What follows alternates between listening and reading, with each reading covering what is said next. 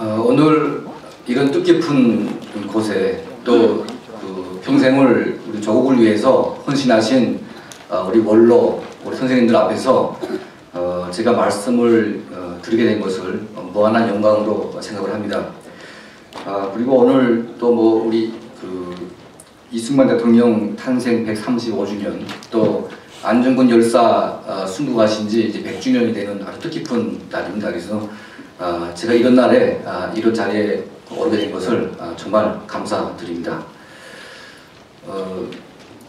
저는 이제 92년도에 그 탈북을 해서 이제 18년 동안 이제 대한민국에서 살고 있습니다. 2000년부터 그 조선일보 기자를 하면서 다시 이제 북한을 주시하면서 북한 내부를 이제 분석을 해오고 있고 또 많은 이제 기사를 이제 쓰고 있습니다.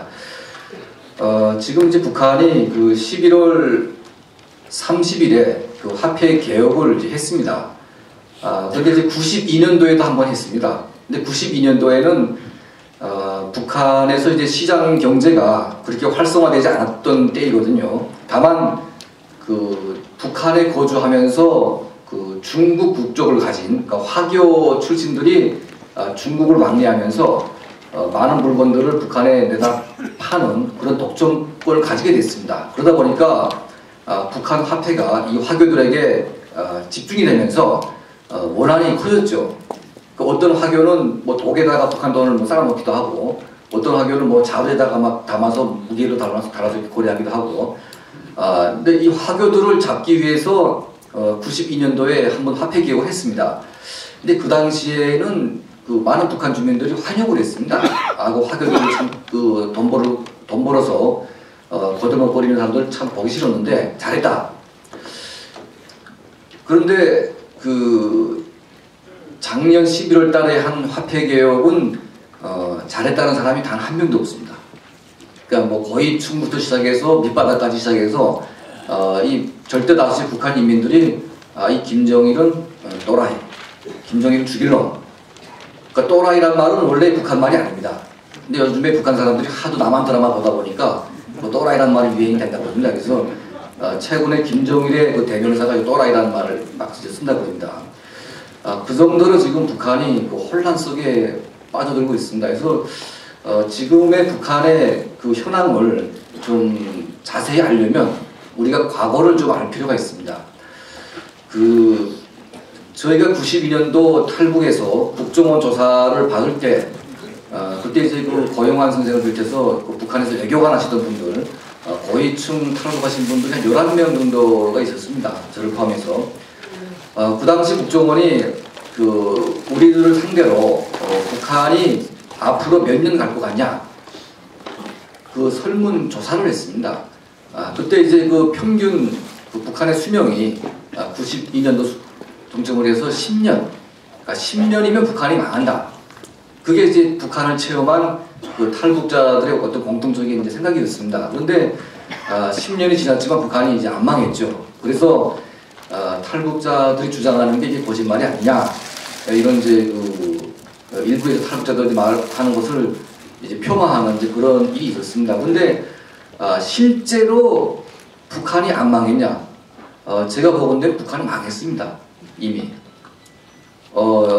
여러분 다 아시겠지만 사회주의 체제라는 것은 국가가 모든 것을 통제하는 시스템입니다. 그래서 북한은 이제 세 가지 동력에 의해서 체제를 유지하고 있습니다. 하나는 사상 교양을 통한 체제 통제. 그러니까 뭐 김일성 그 거짓 우상 숭배 교육, 각종 학습회 뭐 해가지고 이 교양을 통해서 통제를 하고 있습니다. 두 번째는 배급제입니다. 배급을 줌으로 인해서 내가 아버지라면 내가 직장 출근을 안 하게 되면요 나한테 딸린 우리 아들들, 우리 와이프 배급까지 다 잘립니다. 그렇기 때문에 사람들이 월급 타러 직장에 나가는 것이 아니라 배급 타러 직장에 나가야 됩니다. 그러니까 이 배급제라는 것은 주민들을 통제하기 위한 강력한 수단 중에 하나입니다. 이 세 번째는 그 정치범 수용소, 제가 경험했던 요독 수용소와 같은 이런 정치범 수용소와 국가안전보위의 야만스러운 이제 지하 감옥들 이런 공포 정치로 북한 주민들을 이제 꼼짝 못하게 만드는 이 세 가지 동력이 움직여 왔습니다.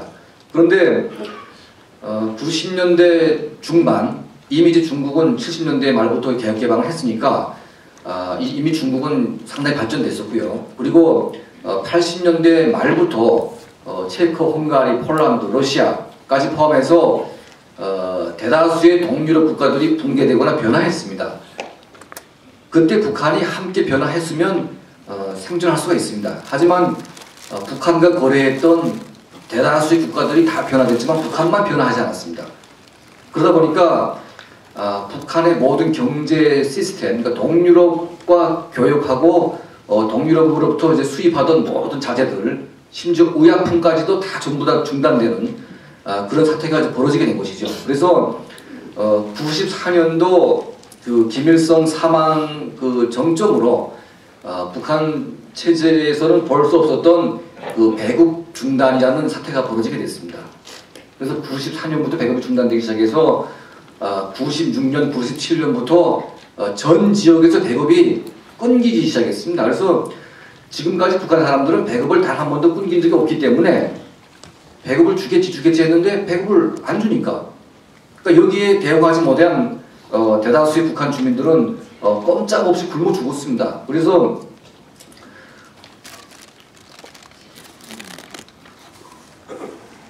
그 탈북자인 저도 그 90년대 후반에 그 대한민국에 입국한 이런 분들을 제가 500명 이상을 만나봤지만, 정치범 수용소 안에서는 굶어 죽는 게 다반사지만 수용소가 아닌 일반 사회에서 사람들이 굶어 죽는다, 이거는 저도 믿기지 않았습니다. 그런데 뭐 그 500명, 1000명 이분들이 말하는 게 다 똑같습니다. 그냥 죽는 게 아니고 그냥 한 마을에 막 무리를 막 죽어나가서 관도 없고 뭐 시체가 막 쌓이고요. 기차가 뭐 무산부터 평양까지 한번 오게 되면 그 겨울철에는 다 시체가 다 얼어가지고 한 기차에서 뭐 50구 이상씩 시체가 나와서 그걸 이제 관도 없이 그냥 매장시키고, 뭐 온 나라가 시체 천지였습니다. 그리고 90년대 후반 들어서 그 북한의 이제 주요 핵심 시설인 군수공장의 배급이 중단되기 시작했고, 또 평양시 창강거리라고 있습니다. 그 노동당 그 간부들이 사는 창강거리 아파트가 있는데요. 그 창강거리 아파트까지 전기가 끊겼다고 합니다. 그리고 평양 역전이 전기가 끊겼습니다. 그리고 소위 북한이 자랑하는 인민군 정예군단, 그 1군단부터 4군단까지 그 휴전선을 지키는 정예군단의 배급이 중단됐습니다. 그래서 이 군인들이 그 훈련을 하지 못하고 다 총을 놓고 그냥 다 늘어지기 시작했죠. 그 군단 지휘부가 배급이 안 되니까 사단에 알아서 살아라. 또 사단 지휘부는 연대별로 알아서 살라. 연대는 중대, 이런 식으로 해가 소대 가니까 소대장은 대책이 없으니까 한동안 배급이 없으니까 각자 살자 해가지고 부대가 없어졌습니다. 완전히. 이런 부대가 전국에 이제 널리다 보니까 사실상 북한 정권은 완전히 끝나는 시기로 도달했죠. 그래서 97년도에 그 황장엽 전노동당 비서께서 망명하시면서 그때 기자들이 또 같은 질문을 했습니다. 북한이 이제 얼마 갈 것 같냐? 그분이 말씀하시기를 한 3년, 4년 갈 것 같다. 그러니까 뭐 그분이야말로 뭐 김정일의 머리 꼭대기에 계셨던 분이기 때문에 북한 실태를 누구보다 잘 아시는 분이지 않겠습니까? 그러니까 그분이 예측하신 게 맞습니다. 뭐 저희도 북한을 살아봤지만, 그런데 북한이 왜 망하지 않았냐? 뭐 여러 가지 설이 있겠지만 탈북자들이 생각하는 이제 북한의 그 멸망의 저지 원인은 한국 정부에 있다. 그러니까 김대중 정부가 이제 97년도에 이제 집권을 하면서 막대한 이제 식량과 현금 이런 것들이 이제 북한에 들어간 건 다 사실입니다. 사실이고 현금과 식량보다 더 중요한 것이 있습니다. 그러니까 2000년 정상회담 하기 전에 그 김정일이 그 정상회담 조건으로 현금하고 쌀이 부패했지만 그것보다 먼저 제안한 게 있습니다. 그게 바로 삐라를 중단시키라. 삐라를 중단시켜야만 정상회담 하겠다.